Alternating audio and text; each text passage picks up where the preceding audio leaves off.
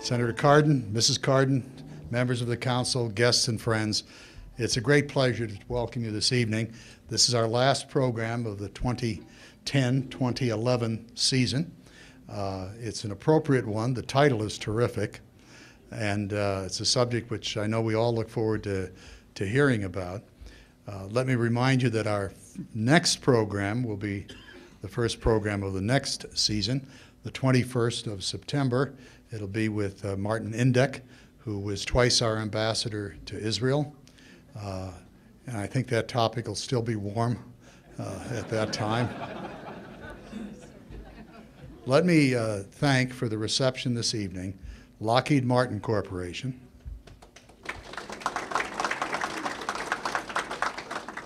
and with a certain special enthusiasm, Dr. James Albrecht, a member of our board, for also being a sponsor this evening.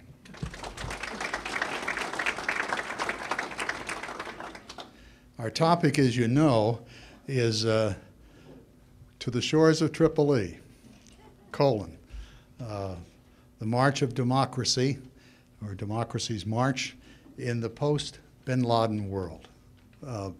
Senator Cardin chose that topic without any prompting. It's an absolutely terrific topic.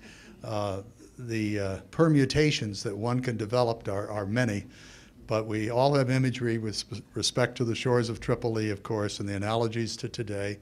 And a lot of people believe in the march of democracy, of course, and we are in the Arab Spring, and hopefully that's part of it. And then, of course, Mr. Bin Laden is no longer with us, and hopefully that modifies the terrorism problem around the world. But it's not for me to develop any of those themes. I'm absolutely delighted that Senator Cardin is doing it. Most of you, nearly all of you, know the senator very well. Very quickly, the obvious things: graduate, University of Pittsburgh with honors, University of Maryland Law School. While still in law school, he was elected to the House of Delegates here in Maryland, served there for 20 years, chaired the important Ways and Means Committee, was Speaker of the House, as you know, for about 7 years, I believe, and established a reputation for effective work in the areas of finance and business. Elected to the United States Congress, that reputation continued. And one theme that's particularly important to us, of course, is experience with the Helsinki Commission and with the Organization for Cooperation or Security and Cooperation in Europe developed as well, starting in 1993. And I should underline that that work continues now. He's the co-chair of the Helsinki Commission here and serves also as the vice chairman of the Parliamentary Assembly within the major organization. And in the United States Senate, he's respected, we all know, but it's illustrated by the fact that he's been named to some of the most interesting and important committees within the Senate. Finance, budget, foreign relations, including, in addition, small business. But those are major committees. And what's of particular interest to us tonight is that great experience on the Senate Foreign Relations Committee. He is on 3 of the subcommittees, one of which is the Near East, South and Central Asia, which is particularly relevant to the topic of this evening. I should note that Senator Cardin was good enough to serve for a long time on the Board of Trustees of this council, beginning first in 1980, which was the founding year of the council. And everyone associated with the council is indebted to those people. The senator is now ruminating about the past, thinking back to 1980. But in any case, we appreciated that very much. And we try not to invite speakers to the council repetitively. And one invitation is usually it. This is Senator Cardin's 7th address before this council.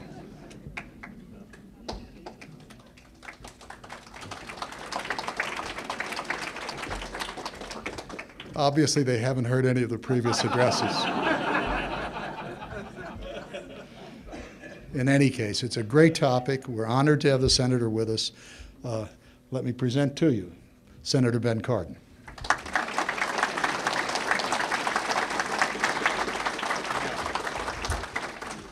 Dr. Bird, thank you very much. 31 years.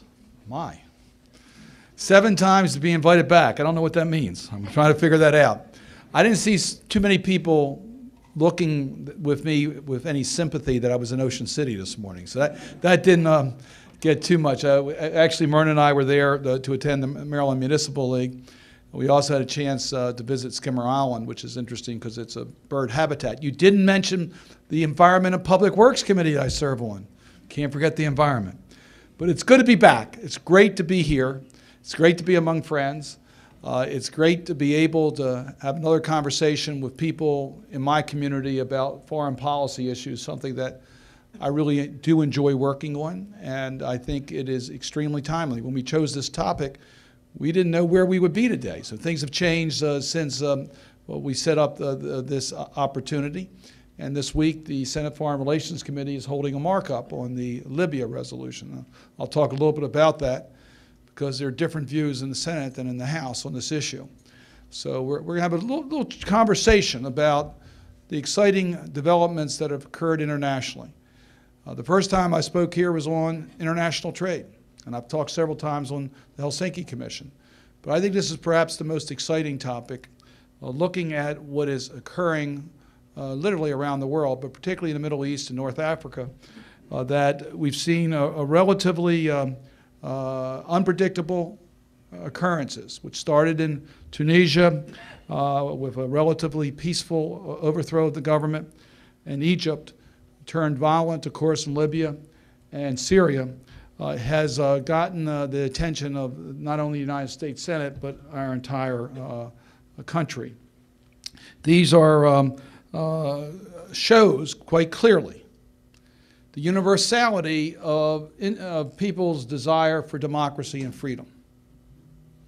People want democracy, they want freedom. And it was interesting that there was a Pew Research Center study done in March of this year, before bin Laden's death. And that study found that democracy is widely seen as the best form of government, especially in Libya, Jordan, and Egypt, where more than 7 in 10 hold views. People in the Muslim nations surveyed clearly value specific features of a democratic system and believe that a democratic government rather than a strong leader is the best way to solve national problems. That was in March of this year. What the people in the Middle East and North Africa were saying is that they want their government to have free and fair elections. They want to see opposition party opportunity. They want political pluralism. They want transparency in their government. They understand that corruption denies them of their opportunities. They want a free press. They understand gender equity. Women's rights is a human rights issue. And they clearly want sustainable development. Now let me share with you my perspective as to how we are responding to these international desires. From my perspective as a member of the United States Senate, and member of the Senate Foreign Relations Committee, I do chair the subcommittee that deals with international development assistance and promotion.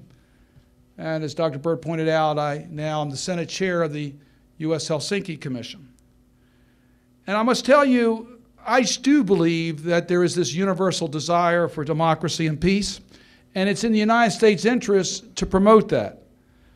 Ambassador Oren, the Israeli ambassador to the United States, said, I think rather accurately, that stability is not a substitute for democracy.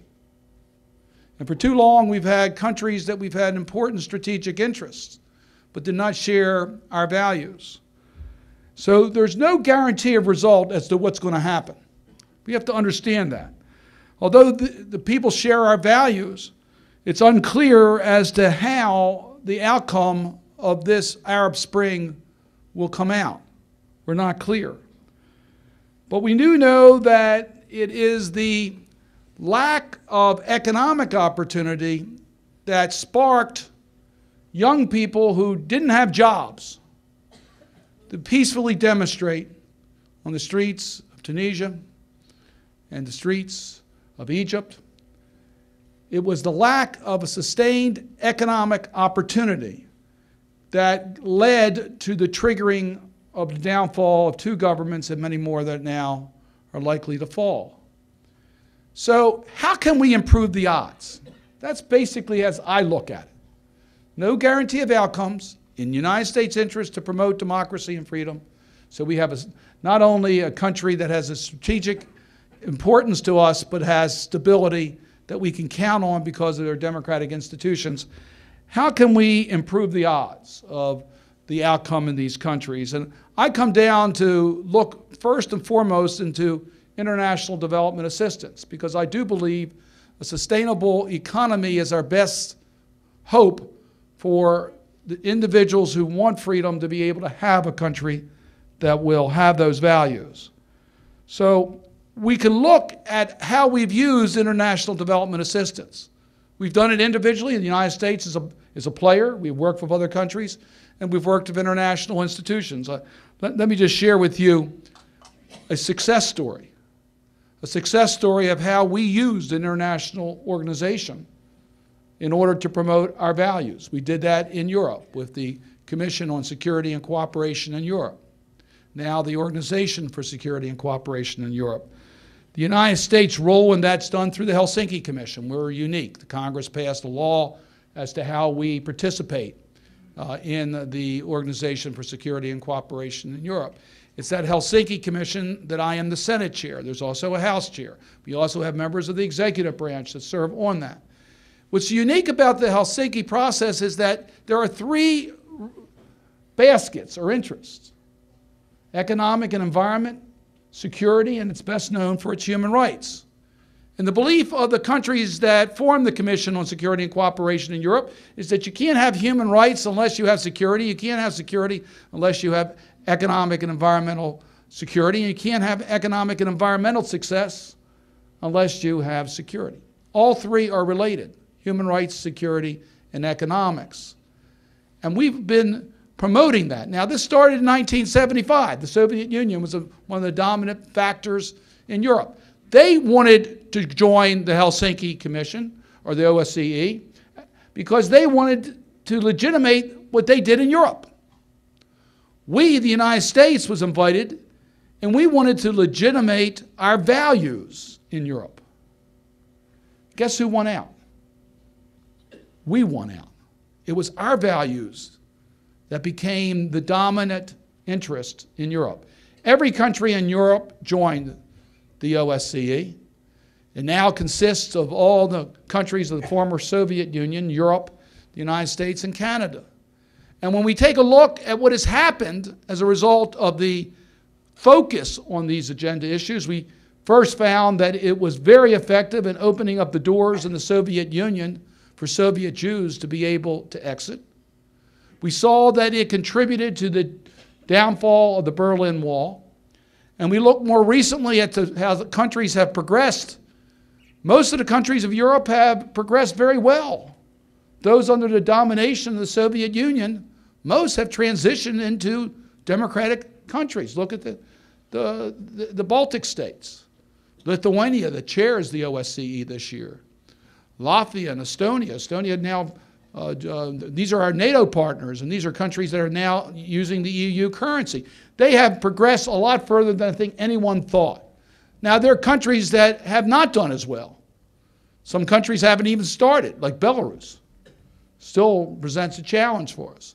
Other countries are falling back to bad practices, such as Hungary with their constitutional changes. And the country that presents the most unique challenge for us still remains Russia. Russia does a lot of things that are not in their own interests. It's not safe to be a journalist in Russia. I've raised the case of Mr. Magnitsky.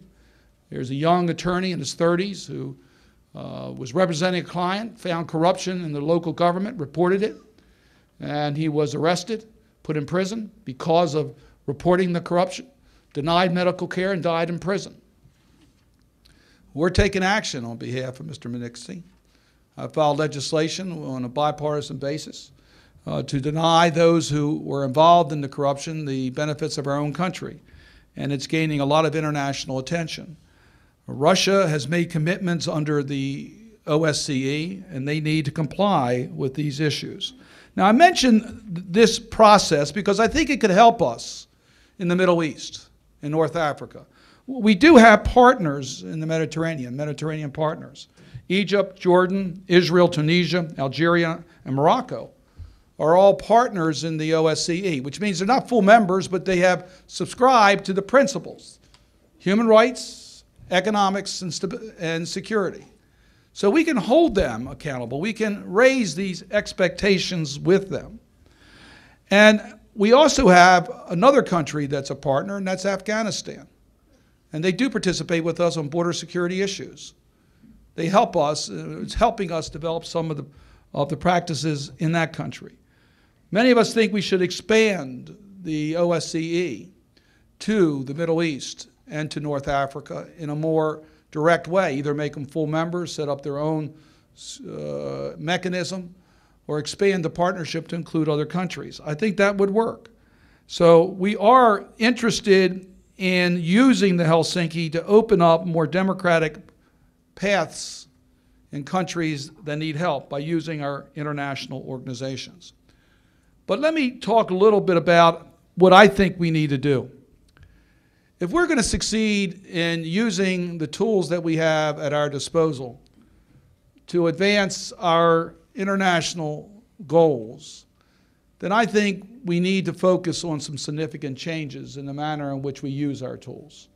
So let me just focus for a few moments on my suggestions on how we can be more effective in the use of the tools that we have available to us to elevate human rights, democracy in the countries around the world. First, we have to elevate the importance of human rights in our international diplomacy. We've got to make this a priority for America. It can't be the 15th or not on the list of the bilateral meetings that the president has with other leaders. President Obama said in that famous May 19th speech, "Our support for these principles, human rights, is not a secondary interest. Today, I want to make it clear that it is a top priority that must be translated into concrete action and supported by all of the diplomatic, economic, and strategic tools at our disposal." Talking about human rights, the President of the United States in May.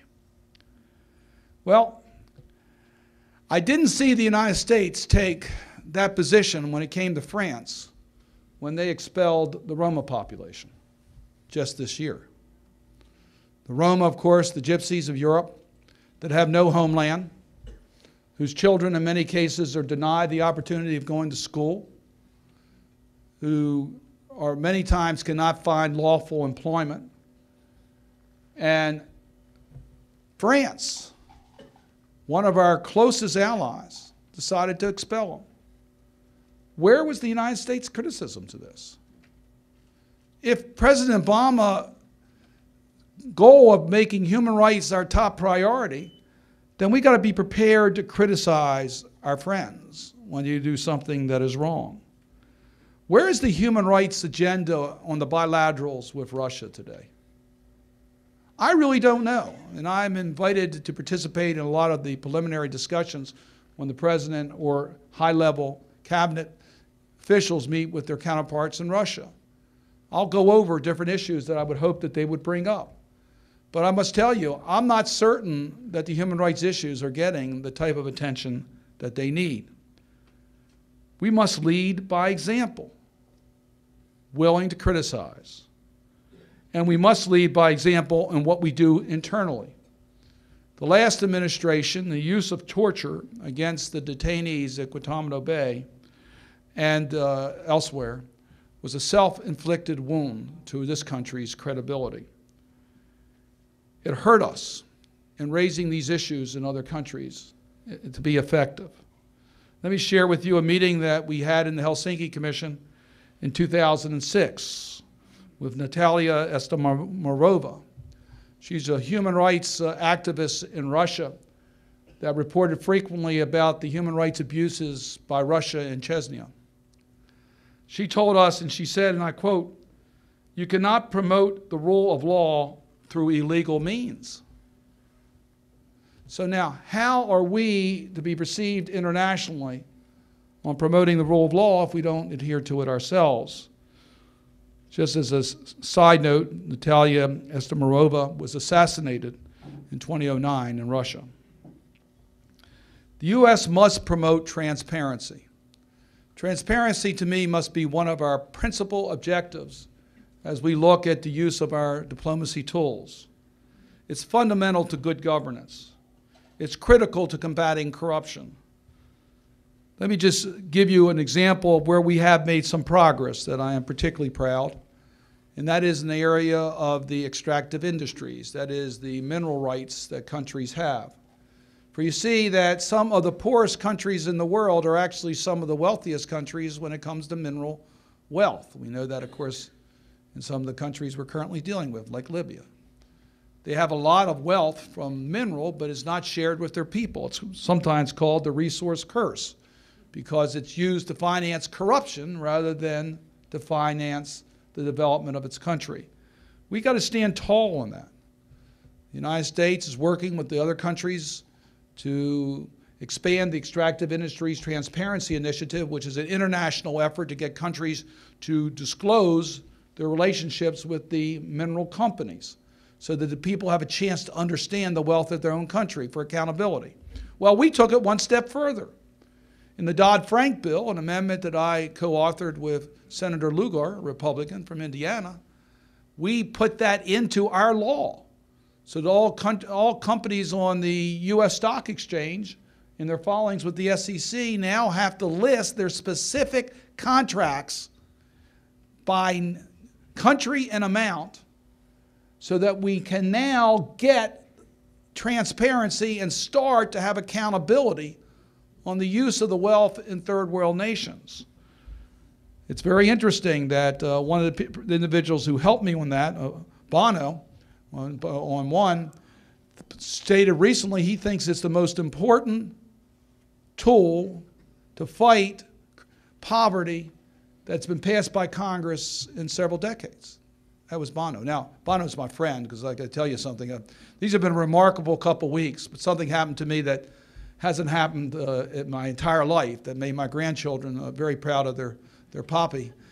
And that is during the concert of U2 in Baltimore, Bono gave me a shout out, which was I made it.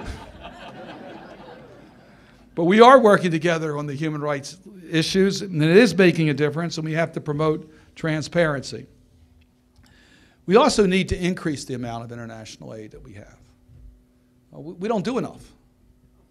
And of course, you all know the number. You know that the number that we use for foreign assistance is a little less than 1% of our federal budget. The average person in America believes is around 25% of our budget. So there is real disconnect as to the amount of resources we're making available for international development assistance. The size needs to be larger. And I want to congratulate the Obama administration and Secretary of State Clinton and Secretary Gates for understanding that national security is not just our military, it's our military, our diplomacy, our civilian activities. They get it. They understand it. They coordinate it. Secretary Gates was one of the strongest proponents for Secretary Clinton getting more help on the diplomacy side and on the civilian development side. So they understand that. But we need to get a stronger budget on dealing with these issues. Now, how do you do that? How do you do that when we have these huge budget deficits? How do you get more money into international development assistance? Because, you know, we're working, last year's budget was basically a freeze. The current year's budget we're working on right now, there's a lot of effort to reduce it below what we're spending today. The House-passed budget would reduce international development assistance substantially, as well as just about everything else in government, except for the Department of Defense. How do we get more money into international development assistance? Well, you know, I have a way of getting us there. We spend $10 billion a month in Afghanistan on the military side, $120 billion a year. Now, I know we have challenges in Afghanistan, but we have to make tough choices. There are a lot of good programs in education that we're going to have to cut because we don't have the money for it. There's a lot of good programs in dealing with job creation that we're going to have to eliminate because we just don't have the money to put into those types of programs. If you were developing our Department of Defense budget today, looking at the risk around the world, I doubt if you put $120 billion in Afghanistan. So I think we have to be careful in the way we use your tax dollars. And we can save substantial money in Afghanistan, use most of that to reduce the deficit, but some of it could be used to help national security through diplomacy and international development assistance. So we can be a stronger player, develop the type of societies that will not only allow the people who want democracy to have democracy, but be able to prosper as well. I think we can do that. We also need to have accountability in our money. Just can't give money to countries because they have problems. We had a hearing before the Senate Foreign Relations Committee last year where former President Clinton testified and Bill Gates testified. Both have huge foundations that do a lot of international work to try to eradicate diseases and to help children. And they made an interesting comment when I asked them about what they do about corruption. They said, look, if the government can't function, we don't go there. We don't go there. We know that there's a huge humanitarian need, but if you can't have an honest government, if you can't eliminate or at least reduce corruption, you're not going to get the purpose for why you're participating in that country. Well, we have to do the same thing. If we can't get the type of accountability on the use of our funds, we've got to be willing to withdraw from that country. We have to have accountability. We also cannot sacrifice gender equity for the sake of moving forward. So we cannot sacrifice women in order to move other agendas. In too many countries in the world, women's rights have not advanced the way that they should. Most of the poor countries of the world depend upon agriculture. Look at their land records and their land reforms. It doesn't exist. Women do 90% of the work and get virtually none of the profits. So part of our accountability for working in these countries have to be land reform. We have to make that a condition. Otherwise, we'll never get to a stable development. We'll never be able to plant the seeds that could hold a democratic society. And we must be willing to change our existing programs to do that. Let me just mention a couple countries that we're involved in that I think we need to really look at refocusing the way that we're engaged. Afghanistan, I've already talked about the military side. So let me talk a little bit about the international development assistance. Afghanistan's an important country for the United States. It is. It's a country that we entered a war not by choice. We were required to go there because of the attack against our country. They're a country that we would like to see develop and maintain its resolve against terrorist groups. I must tell you at the current time, there are not international terrorist groups operating in Afghanistan. We have gotten them out of Afghanistan. But we still have concerns about a more stable society. The Taliban's still a dangerous organization. So we would like to participate in that country. But we have to have true accountability. We have to set up ways in which we can make sure the aid actually gets to its people. Mr. Karzai is not exactly the most honest partner that we have. And we have to be prepared to increase the development of NGOs so that there can be transformational economic growth in Afghanistan that has a chance against the Taliban, against the Karzai government. NGOs are non-governmental organizations. We need to have a stronger focus on that. Let me talk about Egypt for a moment, because Egypt is where 1/4 of the Arab population lives, a country terribly important to the United States. We know that the circumstances there, if we do not provide adequate economic growth in Egypt, that the void will be filled by extremists. The Muslim Brotherhood is operating in Egypt today and are filling a void. I had an interesting discussion with King Abdullah of Jordan about how he is trying to make sure that he has opposition parties in Jordan so the Muslim Brotherhood can't fill a void. Pluralism is very important. Political pluralism is very important. Egypt's never had that. So we want to make sure that we have the type of society, but you have to have economic growth in order that a moderate society can succeed. Very clear. We insist upon Egypt 3 basic principles. Treat your people fairly, honor your commitments with Israel, and help us in a war against extremists. It's a simple agenda. And there's reason to believe we can succeed, but it's not yet clear. And we have to be willing, many think, to actually put up more rather than less assistance in Egypt in order to be able to make transformational economic progress. Pakistan is a country that presents a real dilemma for us. Pakistan's a very important country. I don't know how many of you know the full history about Pakistan, when we were there, when we left them, back and forth. We've had an inconsistent relationship with Pakistan over the last 30 to 40 years. But Pakistan's an important country to America. It's one of our transport countries. That's how we get supplies into Afghanistan. It's a country that we use as an opportunity to do our unmanned missions, to take out the extremist groups. The terrorist organizations do operate in Pakistan. It is a dangerous country, no question about it. It has nuclear weapons. So it's a country that we care deeply about. We also have a major platform for gathering intelligence information because of our involvement in Pakistan. So it's an important country. But Pakistan has to decide whose side they're on. I'm not sure whose side they're on.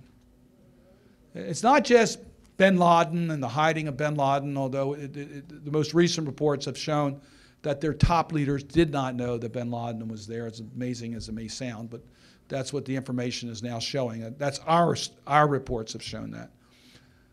But I'll tell you this, our reports also show that the ISI, which is the intelligence network for Pakistan, is financially helping the LET, which is a terrorist organization aimed against India. We have laws against supporting terrorist organizations. I don't know how we can justify the type of financial aid we're giving to Pakistan today when so much of it is focused towards India, not towards what we want as far as our needs are concerned. So I really do think we're going to have to do something about that, and I can tell you that the budget process could be pretty brutal on Pakistan this year.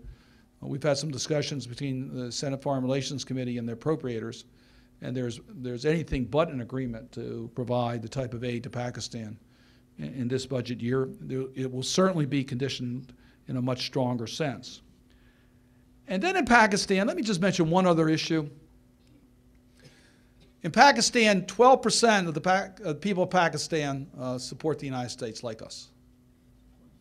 Now, I don't want to overestimate this, but it seems to me when we put all this money up, I'd like people to like us a little bit more. So I do think this is an issue, and I wonder how well we can promote our values if the people in the country don't like us.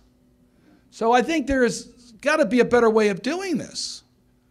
And I would say that's also part of the accountability factor, is to provide our partnership in a way which is more acceptable to the people of the country. And we certainly have not done that well in Pakistan. Now, there's other tools in our toolbox. We have sanctions. As you know, we were using sanctions today in Iran. Iran, we believe, is the most dangerous country in that region. Iran has, as you know, nuclear aspirations that we believe would be a game changer in the region, and we cannot allow it to occur. The Obama administration has been successful in getting the international community to join us in sanctions. That's the good news. For sanctions to be effective, you have to have strong international support. We do for Iran, and it is having an effect.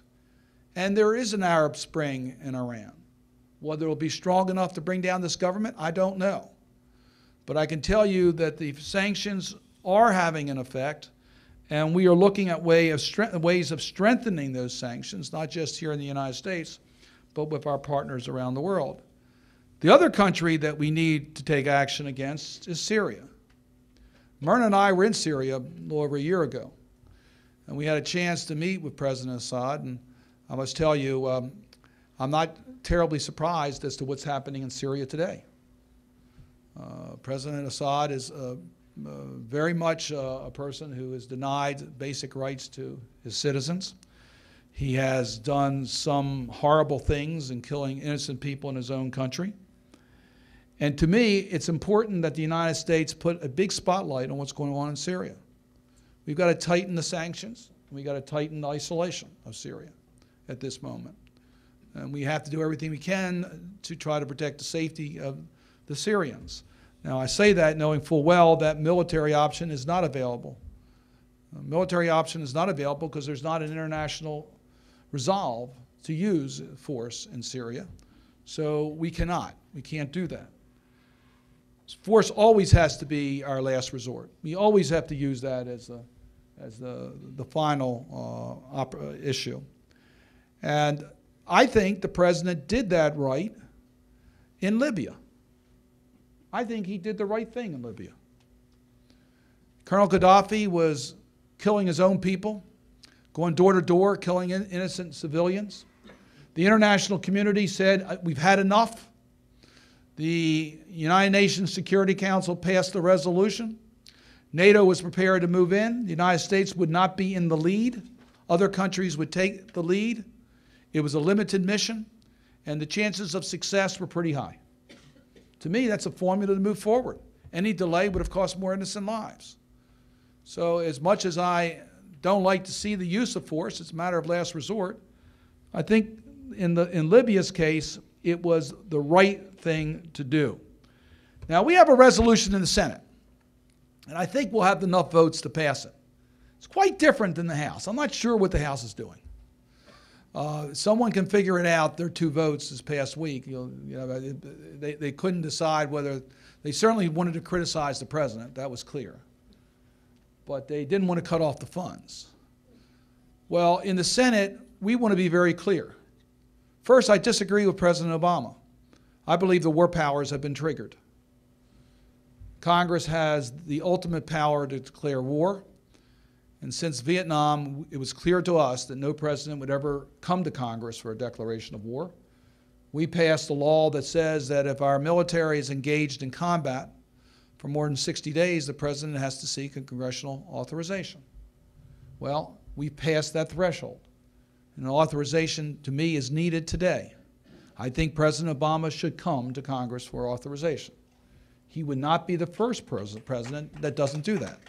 But I think he should come to us for authorization. If he doesn't come to us for authorization, I think we should pass a resolution. And the resolution that I am a co-sponsor of, I believe, is the right resolution. Because it says, yes, this comes under the war powers. We authorize, but only a limited mission. Only what has been authorized by the United Nations. You can't go beyond that. Can't use ground troops, period, the end. Can't use this authorization to expand the mission. And we're going to have some amendments tomorrow, tomorrow or Thursday. I think the vote, no, it's tomorrow's vote. We'll have some amendments tomorrow that will tighten that, to make it clear that you can't use it for ground troops. We also do limited duration, only as long as the UN resolution is in effect and no longer than a year. And we might tighten that up a little bit. I think that's what Congress should do. There should be this accountability. If the mission changes, the president has to come to us, seek approval. Maybe it'll be justified, maybe not. But I don't think Congress should give blanket authorizations. So we'll see what happens. Clearly, the House and Senate will not agree on a resolution. Clearly, if the Senate acts, my guess is that the House will not and will probably come up again during the appropriation process. But I think it's important that the Senate go on record in the right way. And I'm pushing very hard with our leader, Reid, to make sure that we get this done. We've talked a lot about countries we don't get along with. I think it's also important that we reinforce those relationships with countries that are our allies. In a conversation I had with Secretary Clinton about 2 months ago, when she was talking about the choices we have, and we were talking about Arab Spring and what is happening, and she says, look, we have these countries that we have very important relationships with. I know they don't agree with our values, but they're strategically important. We have to maintain a good relationship with them. And I sort of mentioned to Secretary Clinton that there is one country, and only one in the Middle East, where you don't have to make that choice. That country, of course, being Israel, which is our strategic partner and shares our values. So we should never let the international community divide the strength between the United States and Israel. And I know these are tough times, and just to underscore the importance of this relationship, there's no country that could have helped us deal with Iran the way Israel did in the cyber attack issues. And I can talk freely about it since I haven't been briefed about it. The fact that I haven't been briefed about it tells me that it's still ongoing, which I'm happy about, because it did set back Iran substantially in their nuclear weapons program. Otherwise, if we were on schedule the way we thought, there would have been some other actions by Israel by now. So Israel is clearly a key ally of the United States. And we need to help Israel from so many countries that want to isolate it. I think we know what a peace process looks like. I was with Prime Minister Netanyahu when he said, and I thought it was pretty clear, and I agree, 2 states, a Palestinian state and an Israeli state. Israel acknowledges a Palestinian state. The Arab world needs to acknowledge a Jewish state. And if we can get past that, I really do think everything else will fall in. I want to share with you a resolution that I have filed. It now has close to 90 senators who have co-sponsored it. I filed it with Senator Collins, a Republican from Maine, that make 2 major points clear as it relates to the United States and Israel. One, that Hamas is a terrorist organization. Hamas has sworn the destruction of Israel. It's hard to make peace with someone who's sworn your destruction, or sit down at a peace table with somebody who still believes that you should be destroyed. Our resolution is simple. There can be no financial assistance in any way going to Hamas, and we have to make that clear. The second is the only way that you can get this peace done is through direct negotiations. And the Palestinians need to directly negotiate with the Israelis. And they've been reluctant to do that. First, sit down and talk to your adversaries face to face. And that if you try to short circuit that and go directly to the United Nations, and there's a process within the United Nations, the Security Council, it's not going to work. If the votes are there, the United States will veto it. If they go to the General Assembly, which is not the normal process, that will have bad consequences. And our resolution basically says that. That resolution, I expect, will pass the Senate tomorrow, because we do expect UN action to start as early as the middle of next month. So I just urge us to be mindful of our friends and do what we can to help in regards to Israel. Well, as I said before, these are very challenging times, filled with hope and opportunity. The Arab Spring is a movement born of the desire of the citizens of the region for dignity, freedom, and economic opportunity. It is also a repudiation of bin Laden and the extremist elements in the region that al-Qaeda represents.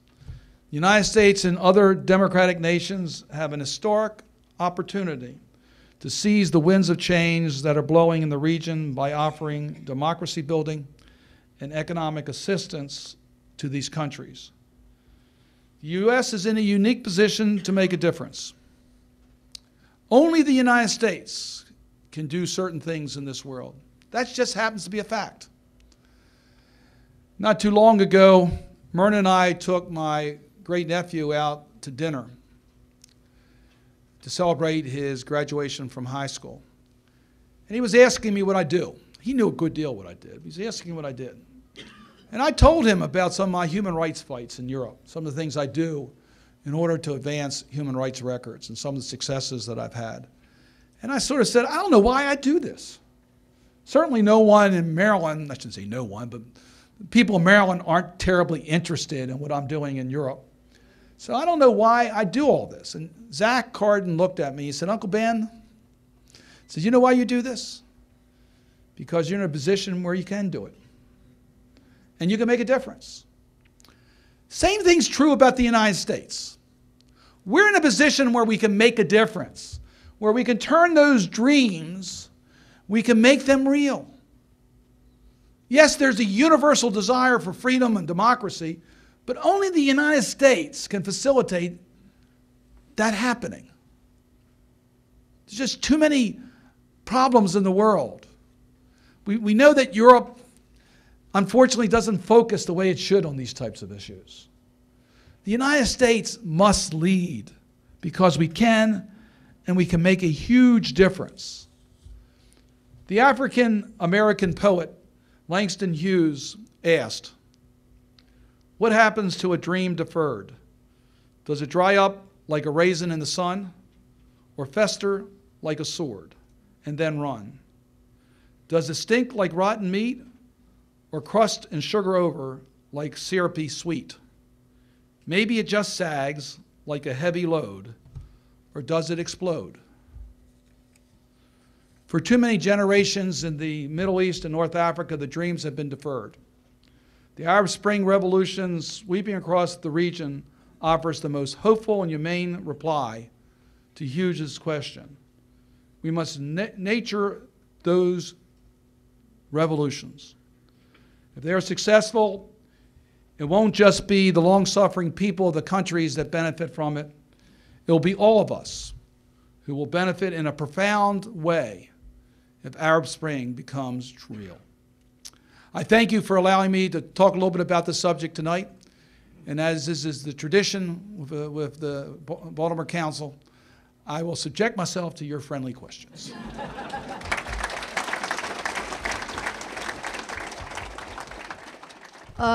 So much of what you say, really, the Americans have got to take the lead in what I would consider policing the world.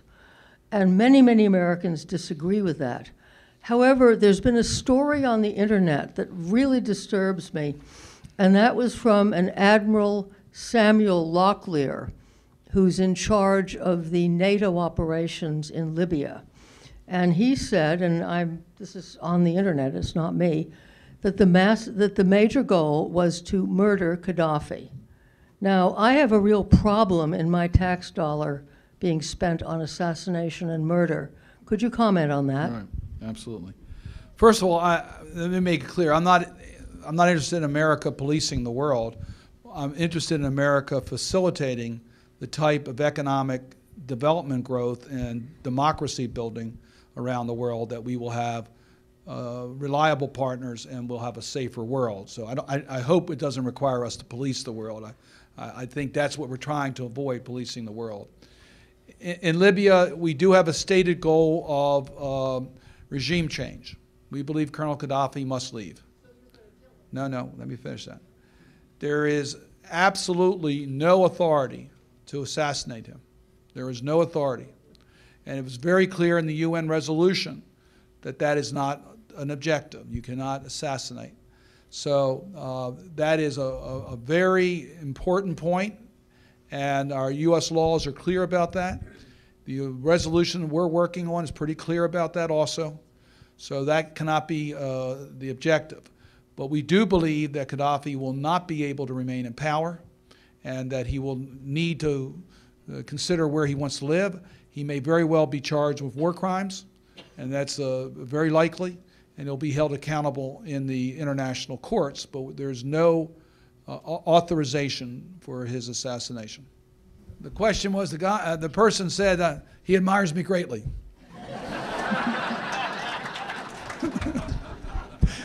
Now, and how about China? Well, you know, China is not as relevant as it deals with Arab Spring as other major powers in the world. China is focused on their own development in a very strategic way.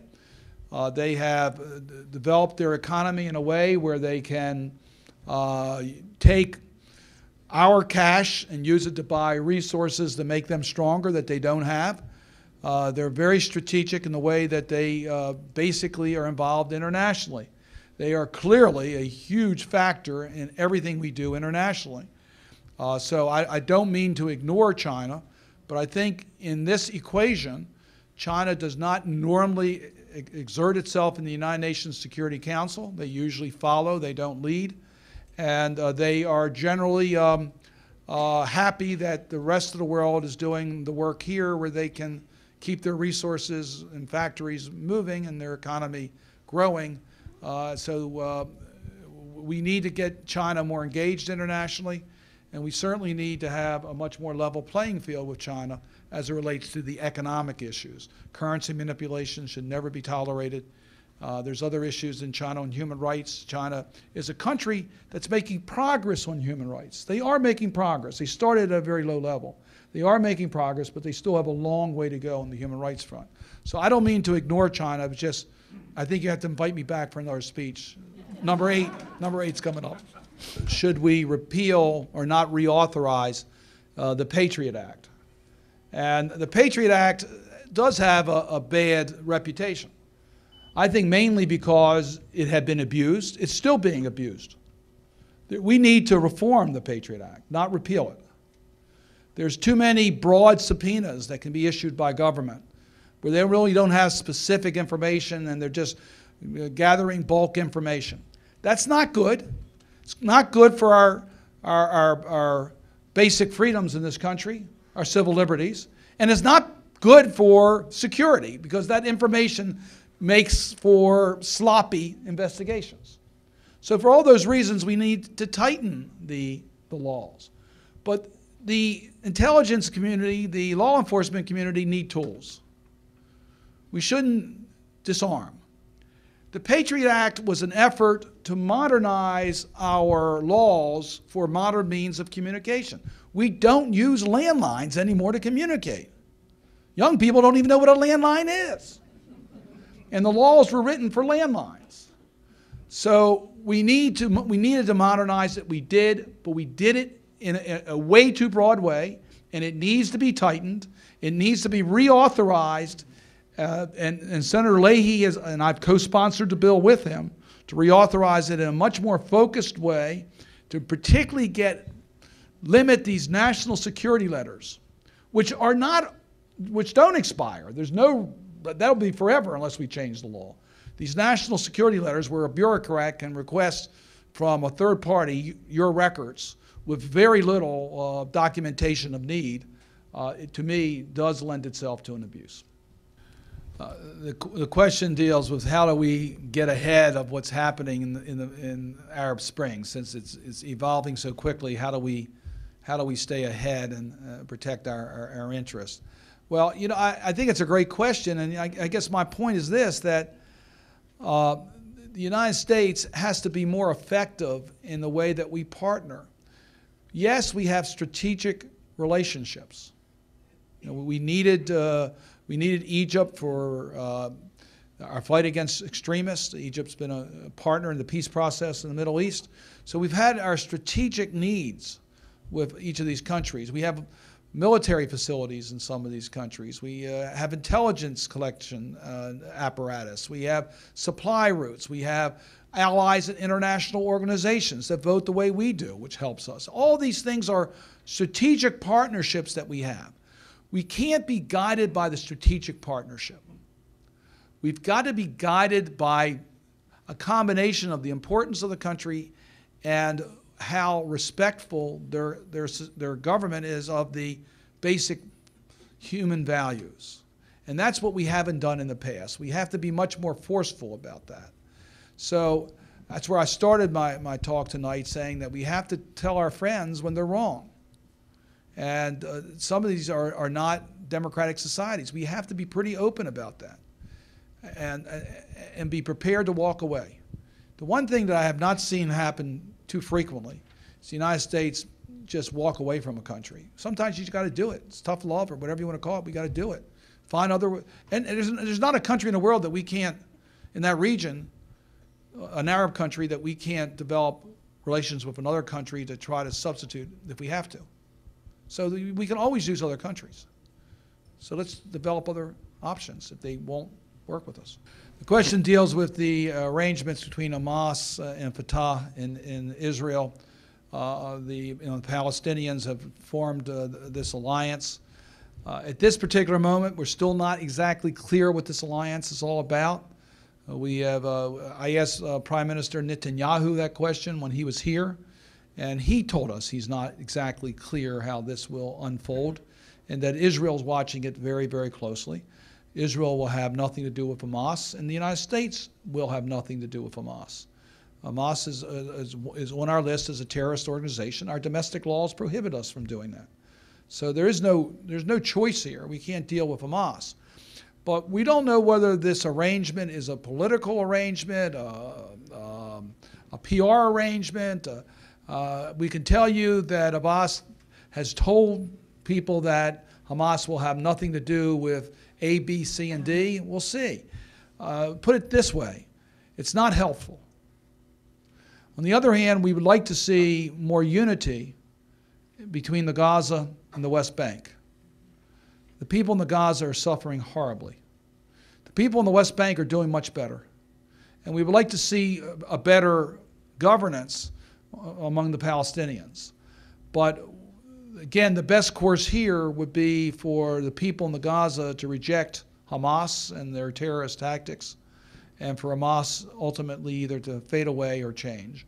But the United States cannot be a facilitator. Israel will not be a facilitator of Hamas under its current terms, and the United States needs to make that clear. The resolution that I filed in the Senate makes that clear. Let me, if I could, I'd say that you have not disappointed me. First of all, it is for 31 years to see this type of group stay engaged in foreign policy issues. I'm going to call Zach Cardin when I get home and tell him there are a lot more people in my district that are interested in this, in the state, that are interested in this subject than I thought. But this, to me, is just very encouraging that for 31 years, you've been able to fill the room here with people just interested in a good discussion about foreign policy issues. Every time I come here, I find it helpful to me because you do challenge me on issues that I think I go too long in Washington without being challenged from my constituents, and I think that's important that we hear from you. I'm optimistic that we're going to get many of these issues resolved successfully, and I am more optimistic knowing that you all are engaged on the subject. The more people to get involved in this, the better chance we have that the United States will do the right thing, and the international results will be favorable for the people of those countries and for us. And that's what this is all about. So I'm proud to represent you in the United States Senate. Thank you.